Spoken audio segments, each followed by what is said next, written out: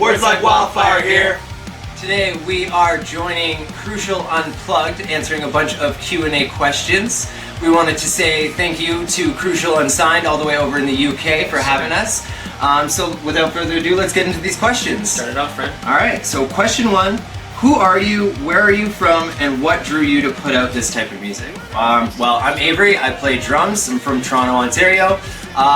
I've always been interested in hardcore music and technical music, so that's what really drew me to like the scene, and once I did my first Warped Tour, that was it. This is what I wanted to do, so that's my answer. Next? Pretty well same. I'm AJ, I'm from a small town called Caledon, also in Ontario. I've been in bands since I've known that was a thing that I could do, and I've loved it ever since. Just the heavy scene's always been somewhere that people who didn't belong did, so I always resonated with that. Here I am. So, my name's Ian, I do vocals. I'm from Brampton, Ontario, Canada. And just screaming in my car, coming home from work a lot of nights, really kind of just told myself that, yeah, no, this is definitely what you want to do in the future, so. And I'm Brandon, I play guitar for Words Like Wildfire. With me, my parents are both kind of got me into this music, and I followed suit, I guess. Question two. How did you all meet? I'll throw that to you, AJ. We've had mutual friends, all of us, I think, forever. It was one of those, like, you and I had a bunch of mutual friends we didn't meet, and then it like, came as you were working at a store I went into. It was like, hey, we need a drummer. And I'd known your brother for a long time because we've been in bands, and you're, like, we've just kind of recently actually met Well, face to me and face, Brandon were in bands. We were in a band called Catalyst, like, that went nowhere, and then finally I could bring him into this project because there was the spot for guitar open, and so yeah, now that's kind of solidified this lineup here. The tangled web we've woven. We're all. I met AJ at work. I was at work one day, and he was like, "Yeah, I'm in this band." I'm like, "Oh, I'm in this band. We're playing together." And then the drummer left, and I left that band, and then I was like, "Hey," he put up a Facebook status. And he was like, "I'm looking, and do I know any drummers on here?" And I was like, "Hi, I like your album. I want to play that." And you came to a show with a fill-in drummer, and you were like, "Yeah, I can do that. Yeah, I can do that better." He messed up here. We love you, Justin. I love you, Justin. Thank you. Question number 3. Who are your main influences? This is an easy one. For me, it would be Protest. Being a kid from Ontario, loving technical hardcore metal music, like, they were revered like gods around the world, and the fact that they went to the same high school as my older brother was like, yeah, I want to follow suit for them. So Protest, and I'd have to say Fall Out Boy and Issues. Those would be probably like my biggest influences over time. Solid choices. It's hard to pick a favorite because I feel like I'm going to be doing someone a disservice, but like Alexis on Fire is always a safe go-to for me. Same reasons, Ontario hardcore. Someone said, "You'll love this," and I didn't at first, and now I know every little intricacy of every album. Every Time I Die has been a huge influence on me, always. Really mathy core stuff too, but anything's good. True. I guess in terms of vocal influences, I'll say I definitely grew up listening to obviously a lot of Alexis on Fire, Under Oath. Then my brother got me into Sleeping with Sirens. A lot of those vocalists kind of showed me that, like, yo man, let's sing really high pitched and lots of power and blah blah blah. So that's kind of how, that's definitely a couple influences for me. For me, I'd say number one influence for writing, definitely like Dance Gavin Dance. I really like the way Will Swan writes, like Between the Noodles and catchy hooks. And then anything under that tree, like I love Royal Coda, bands like Hell the Sun, anything over there. Right on. Big influence. Question number 4. What is your plan for the future? Well, you guys have just seen Classic Tragedy, so that's part 2 of our 3-part trilogy. We did want to tell this kind of dark, real-life tale of things that we've been seeing, you know, friends of friends, family members go through. And so part 3 will be coming out sometime this fall. We have another single coming out before that.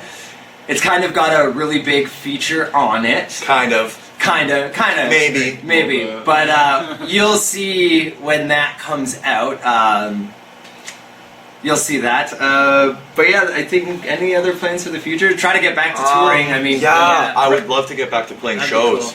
Be play the best. music in front of All the people time. is a big Yeah. goal, always as a band. But whatever that looks like in the future, we're gonna adapt to. We've been trying to get online. So if you see us streaming, if you end up following us after this, I'm sure there'll be a link to a social somewhere. So please click it. We Yeah. hope to see you somewhere. Thanks for having us on the other side of the ocean. We hope to get there in real life soon. If it ends up being like Skype Yeah. shows, then that's the thing Then you so kind of be have to adapt to. So Exactly. that's the world we're living in these days. Number 5, we have favorite thing to do after a show. Unload the trailer back into my basement. Get dropped off before they have to. favorite thing. The guy with the most gear does the least. You pulled that off Yeah. well. I don't Yeah. know how you won that scam, but that's great.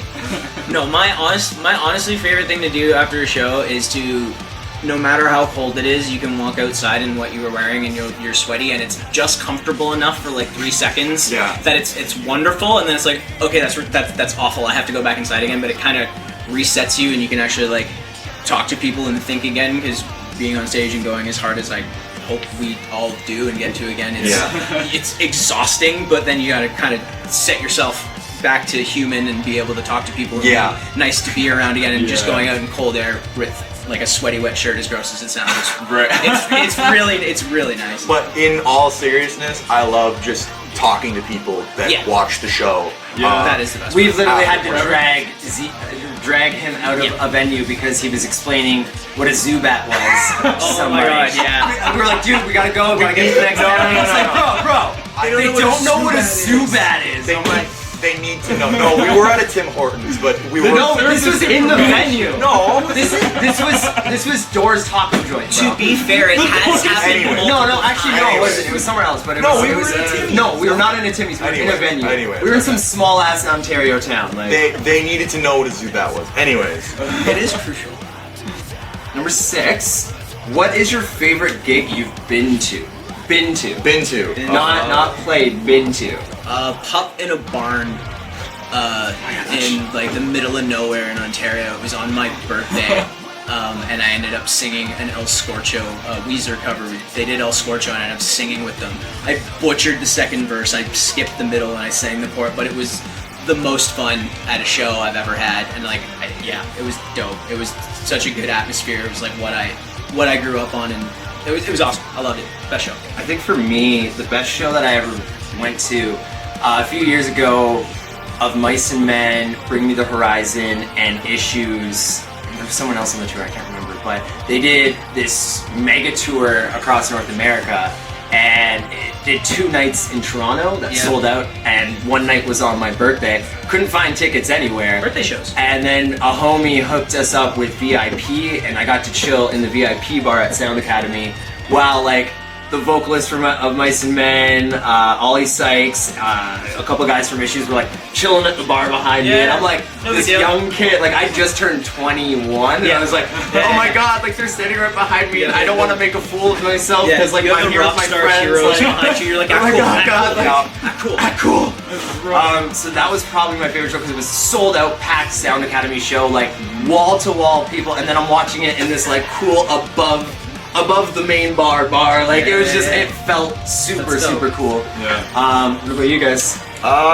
Favorite gig for me that I've been to was probably, I think it was Warped Tour 2014, 2015. 2014. It was the year that I saw The Ocean Cure play, and I'm pretty sure Red Handed Denial played as well. And I went out of my way to just kind of look for the smaller kind of local bands to see them on a Warped Tour stage, rather than going to see those really big bands, because I don't know, that was just that, I don't know. Which you should Let's do go meet at me every one day. festival. You should make an check out effort the to local do that. stage, definitely You do should that. always do that. Lemon Stage. Yeah. I think for me, it was the most recent time that Blink-182 was in Toronto, because me and one of my best childhood friends, we've always been like an acoustic cover band for Blink-182. We Nice. just get together and play all of their songs all the time, and like every talent show or whenever, any chance we could, we would do that. So getting to go with him to see them, Nice full circle. yeah, That's it dope. felt really good. I was really excited to do that. It made me That's really awesome. happy inside and a little part. Number 6? Number 7. 7. I 7. count good. What's your favorite gig that you've played? Oh, So, favorite gig, I mean, I've answered this question multiple times, and until we beat it or do something bigger than it, like, it will be playing Warped Tour back in 2018. Like, Warped. I think the coolest thing was our set time was it was about an hour after doors happened. So after everybody that had lined up since 7 a.m. finally gotten in, finally seen maybe one or two bands, they were hungry, and our stage was set up right around the food trucks, which was really convenient for us as well. We literally got on, we set up our gear, and like our friends were there, and like our tried and true fans were there and stuff. And it was awesome that they were there. But then a bunch of people who were just stuck in like an hour-long line to get some fries ended up having to see us. And a captive audience. By the time that they got their food, they were like, no, I'm already into this band. I'm like halfway through their set. I might as well watch. And like I blinked at one point and looked up, and the crowd had doubled. Yeah, it was great. And like I think we can get a picture of like the picture of Ian and how big the actual crowd is. And like and you're we did not think that. Yeah. We did not think that was going to happen for us, especially like we were playing second on our stage. Like it didn't seem right like in the back of. It's a big outdoor venue, and we were essentially right at the back. It was a straight shot from the door, but it was quite a walk. And like we were nobody, you know what I mean? And like to have a bunch of people like familiar, unfamiliar faces see us, and then even a year later have people come to our shows. People came out and they're like, "This is the first all ages show you guys have played since Warped Tour," and like we've been waiting.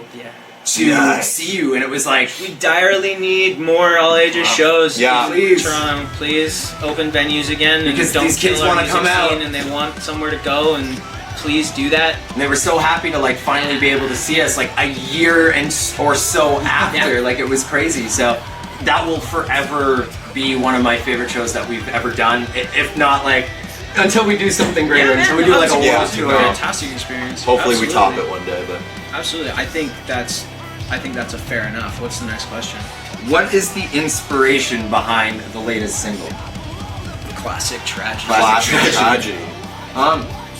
Well, musically, I'd say the song. It's kind of funny because I wrote the song in 3 parts: the first verse, second verse, and then the ending. Those are all written at very different times in my life. Like the ending, you can see that there's just sweeping and very melodic, you know, multiple voices, and that's when I was 14, 15, and protest were everything to me. So that's where that hero for the uninitiated. Yeah, like that was me trying to emulate that band, and I eventually just shelved that riff until I was with a project that I wanted to put out with. The second verse was written around 15, 16, and I was kind of getting more into so you wrote it metalcore. backwards. Yeah. More into like metalcore bands and like bands like August Burns Red, stuff like that. And so it was more of a techie riff.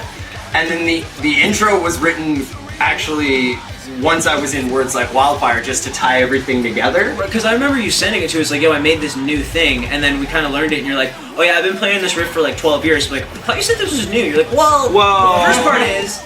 But like 30% of it was new. And then and the chorus kind of was the part that just glued them all together at that point. It was like it didn't need as much work into it because everything else had been so like heavily detailed that it was just like, no, I need like a simple chorus to ride out between them and glue them together. And once those happened, and I had grown as a writer over those years, it kind of fell into place, and I was like, no, now I'm finally in a project where I want these riffs to come out with.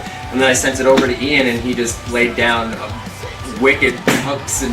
Well, I'm pretty sure you wrote all the lyrics for the chorus, and then that was kind of like, okay, that's done, and then I just kind of filled in the blanks wherever they needed extra lyrics and whatnot. And that's my favorite chorus to sing. That and quarter life, because they're those big, simple, boomy chords. I love them, but they're held together by exactly like you said, that intricate stuff as well. But I think lyrically, it comes from a place for you. There's literally lyrics looking from the outside, and that's got a lot to do with the whole mental illness awareness, quite literally, mental health things that we were doing, and that's been a huge conversation that Ian and I have had.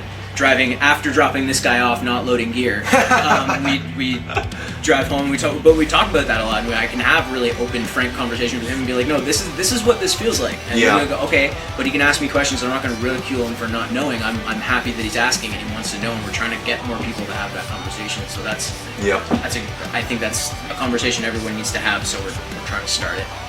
Well, that's everything for our Crucial Unplugged. I want to say thank you to Crucial Unsigned all the way over in the UK. Thank you for having us, and we've been Words Like Wildfire. We'll see you guys soon. Later. Check out Classic Tragedy. It is now on our YouTube. Best. Between sing a melody